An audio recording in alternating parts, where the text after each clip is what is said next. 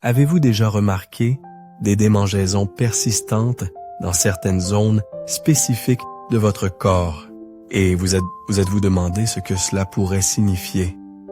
Vous n'êtes pas seul. Dans la vidéo d'aujourd'hui, nous abordons un sujet crucial.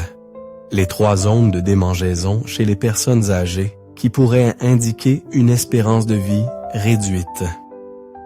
Comprendre ces signes pourrait faire une différence significative pour votre santé. En regardant jusqu'à la fin, vous apprendrez à reconnaître ces signaux d'alerte, à comprendre leurs implications potentielles et découvrirez les étapes essentielles pour y faire face. Restez attentif pour vous assurer d'être informé et proactif concernant votre santé ou celle de vos proches. Ne manquez pas ces informations vitales. Les 3 zones spécifiques de démangeaison couramment observées chez les personnes âgées peuvent parfois indiquer une espérance de vie plus courte. Si l'on ne ressent pas de démangeaison dans ces zones particulières, atteindre l'âge de 100 ans est tout à fait envisageable. Rechercher une bonne santé et la longévité est une aspiration universelle. Quand on pense à vivre longtemps, l'héritage génétique vient souvent à l'esprit en premier. Cependant, la recherche a montré que les habitudes de vie jouent un rôle plus significatif dans la détermination de la longévité que les facteurs génétiques seuls. Il est important de reconnaître que certains symptômes apparemment bénins pourraient servir de signaux d'alerte précoces pour des maladies qui pourraient impacter l'espérance de vie.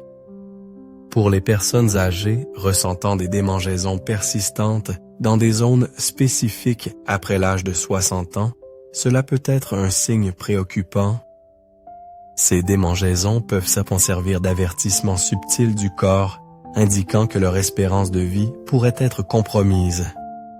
Il est essentiel de prêter une attention particulière à de tels symptômes. Prenez par exemple Madame Jiang qui a 60 ans cette année. Depuis septembre, elle lutte contre des démangeaisons continues. Initialement, elle a considéré cela comme un inconvénient mineur. Mais avec l'arrivée de l'hiver, les démangeaisons se sont intensifiées. Malgré ses efforts pour soulager l'inconfort avec des lotions corporelles et diverses pommades, elle n'a constaté aucune amélioration. De plus, Madame Jiang a remarqué une perte de poids significative et inexpliquée, ce qui l'a davantage inquiétée. Finalement, Madame Jiang a consulté un médecin à l'hôpital pour un examen approfondi. À sa grande surprise, les résultats ont révélé que les démangeaisons persistantes qu'elle endurait depuis des mois étaient un symptôme de lymphome. C'était un diagnostic inattendu, car elle n'avait jamais envisagé que des démangeaisons cutanées puissent être liées à une condition aussi grave. Le lien entre les démangeaisons cutanées et le lymphome souligne l'importance de prêter attention et d'investiguer les symptômes persistants, car ils peuvent indiquer des problèmes de santé sous-jacents nécessitant une intervention médicale rapide.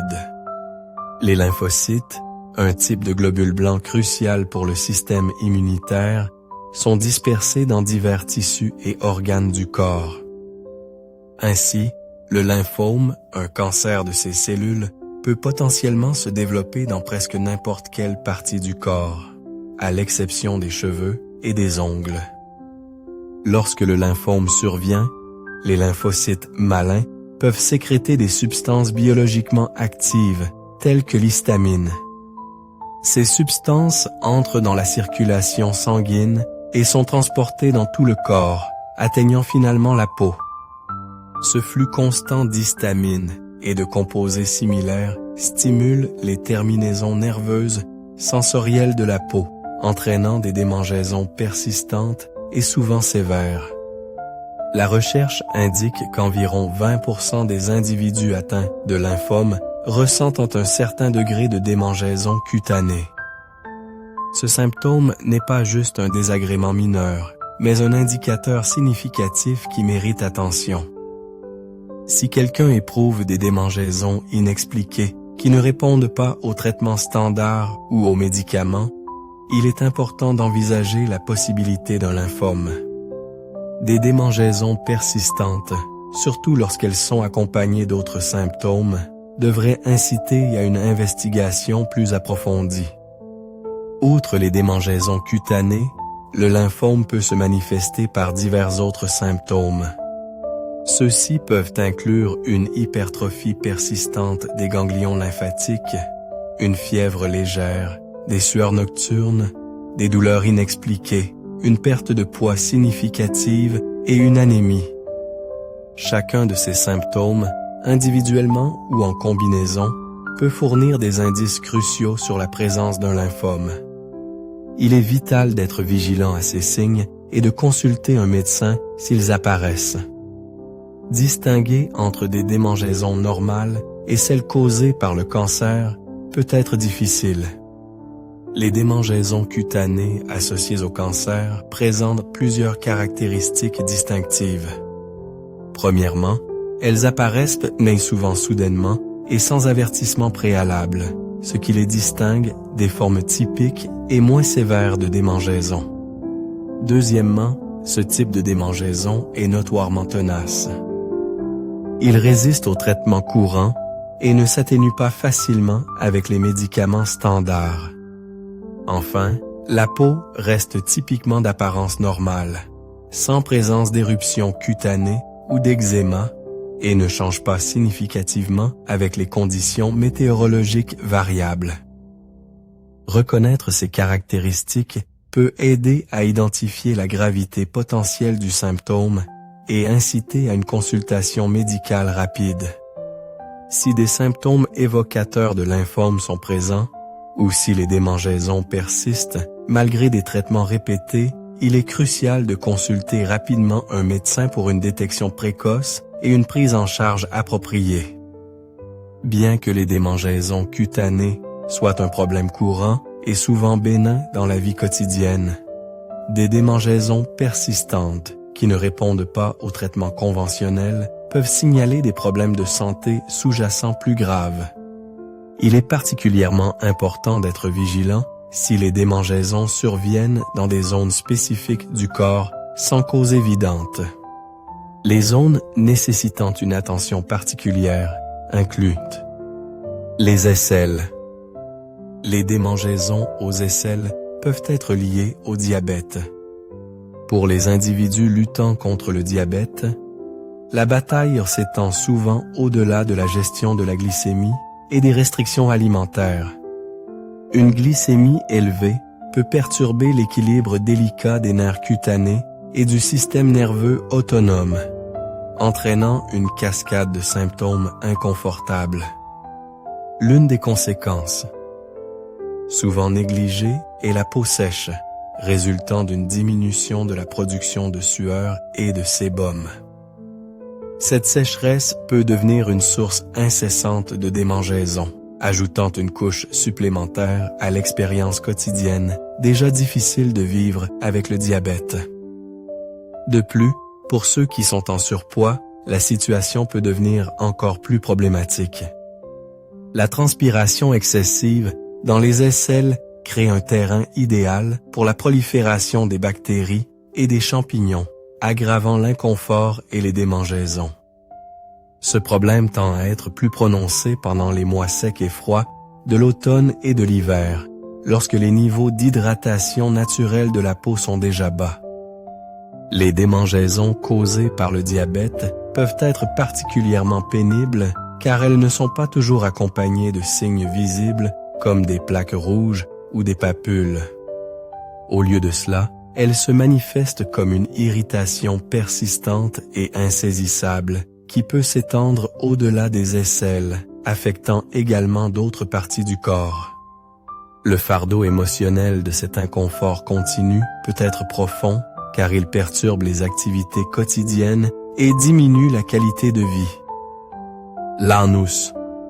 Les démangeaisons dans la région anale peuvent être un symptôme profondément inconfortable et pénible, signalant souvent des problèmes sous-jacents liés à la santé anale et rectale. Cette forme de démangeaison n'est pas simplement une irritation mineure. mais peut profondément impacter la qualité de vie.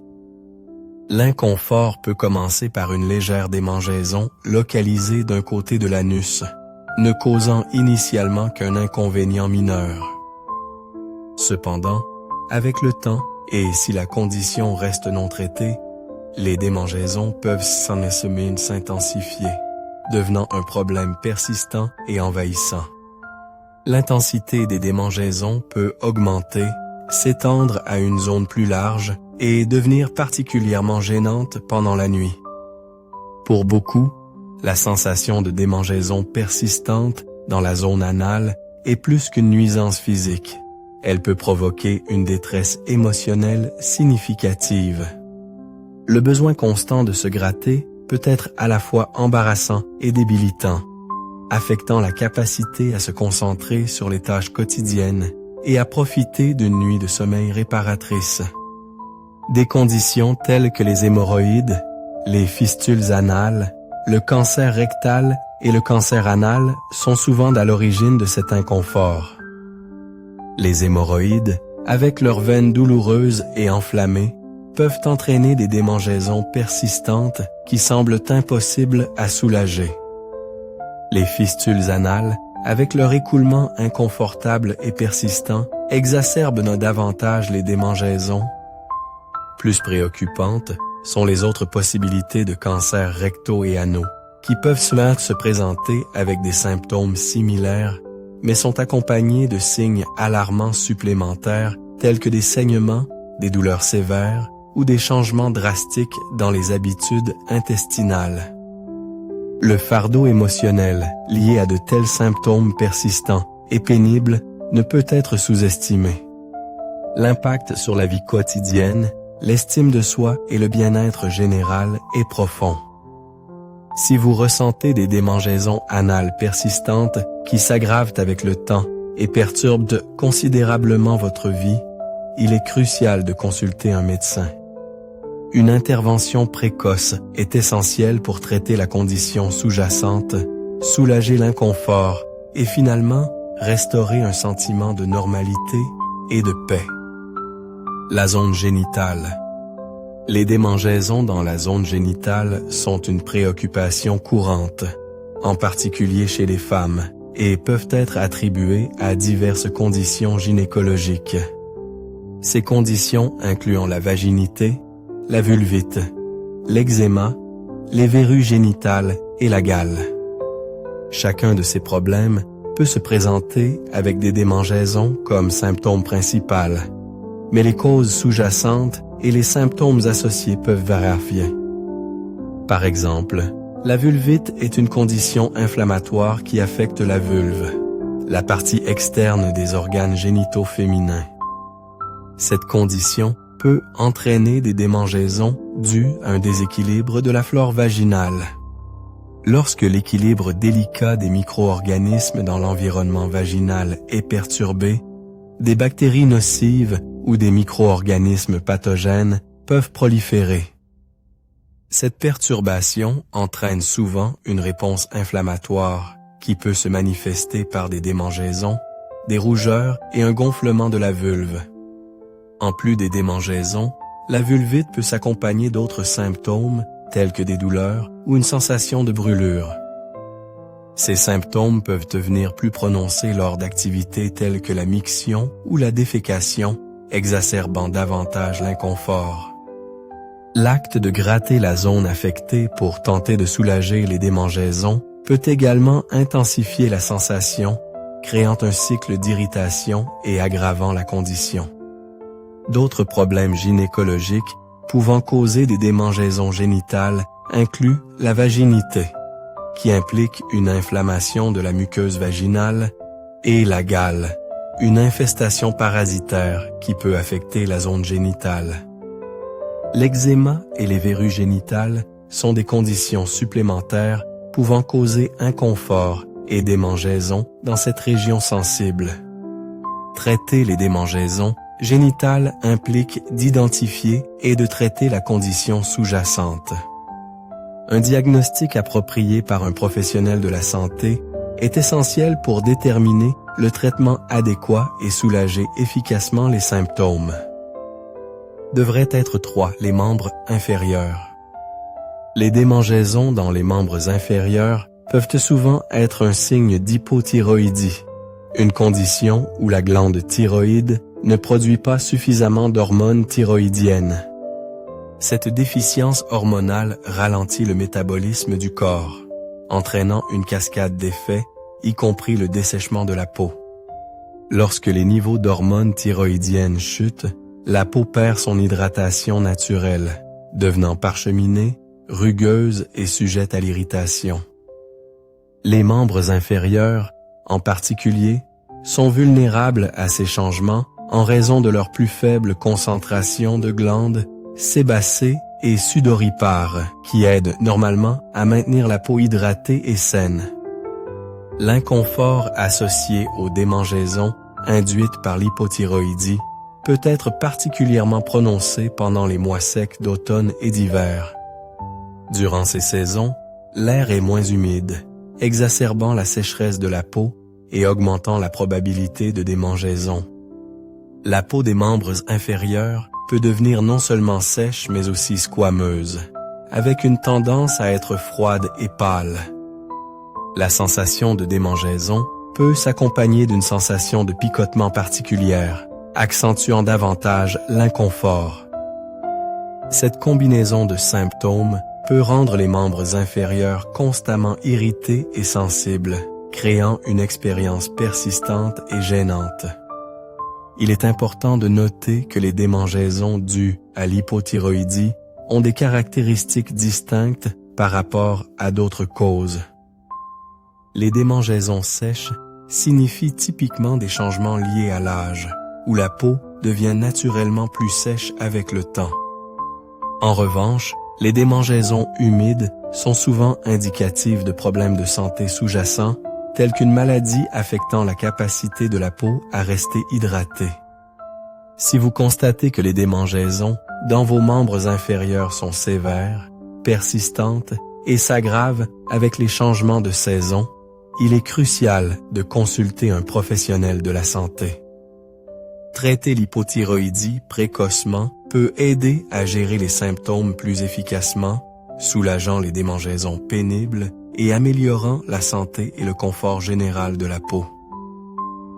Le Dr Wang, éminent médecin-chef adjoint du service de dermatologie de l'hôpital Wang Jing, affilié à l'Académie chinoise de médecine traditionnelle chinoise, offre des perspectives précieuses sur les différents types de démangeaisons et leurs causes sous-jacentes. Selon le Dr Wang, les démangeaisons peuvent être globalement classées en démangeaisons sèches et démangeaisons humides, chacune indiquant des conditions distinctes et nécessitant des approches différentes pour la gestion. Les démangeaisons sèches sont couramment observées chez les personnes âgées et se caractérisent typiquement par une peau qui semble sèche et rugueuse et peut présenter des desquamations. Ce type de démangeaison résulte souvent du processus naturel de vieillissement, pendant lequel il y a une diminution notable de la sécrétion des glandes sudoripares et sébacées. À mesure que les individus vieillissent, leur peau devient plus susceptible aux facteurs environnementaux, tels que le temps sec ou une hydratation inadéquate, entraînant une sécheresse accrue et des démangeaisons subséquentes.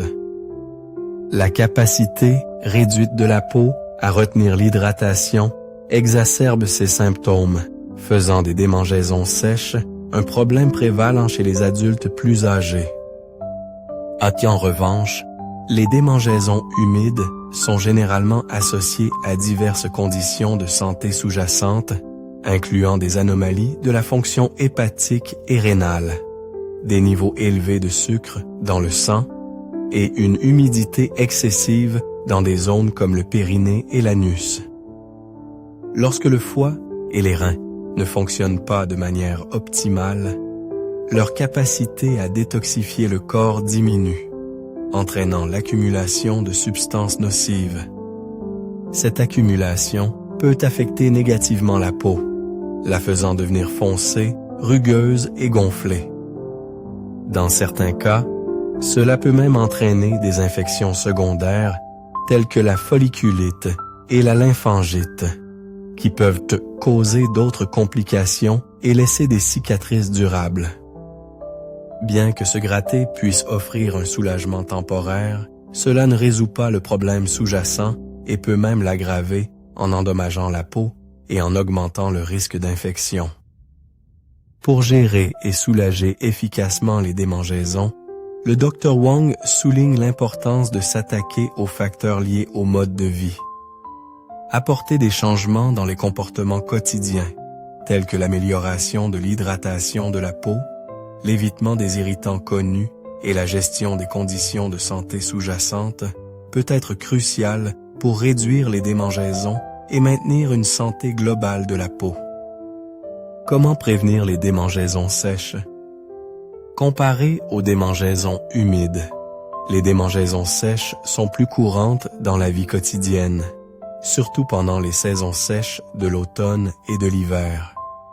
Non seulement les personnes âgées sont sujettes aux démangeaisons de la peau sèche, mais les jeunes qui négligent les soins de la peau peuvent également en souffrir. Pour prévenir les démangeaisons de la peau sèche, commencez par les aspects suivants. Faites attention à la régulation alimentaire. Réduisez la consommation d'aliments riches en graisse, en sucre, épicés, stimulants, crus et froids. Mangez plus d'aliments riches en manganèse tels que les radis, le chou, les patates douces, etc. Et des aliments riches en vitamine A comme le foie animal, les carottes, les pommes de terre, les champignons, etc. Renforcer la gestion de la peau. Assurer un sommeil adéquat. Éviter de gratter la peau. Laver le visage à l'eau froide de manière appropriée pour hydrater la peau. Réduisez la fréquence des bains en automne et en hiver. Appliquez une lotion ou une crème hydratante après le bain pour retenir l'hydratation. Changez l'environnement de vie malsain autant que possible. Trouvez la cause des symptômes de démangeaison et évitez les facteurs déclencheurs. Merci d'avoir regardé. J'espère que vous avez trouvé cette vidéo éclairante et précieuse. Qu'avez-vous appris sur la signification de ces zones de démangeaison et leurs implications potentielles pour la santé? Veuillez partager un point clé ou une idée que vous appliquerez dans votre vie dans les commentaires ci-dessous. Vos retours nous aident à créer un contenu plus significatif pour vous.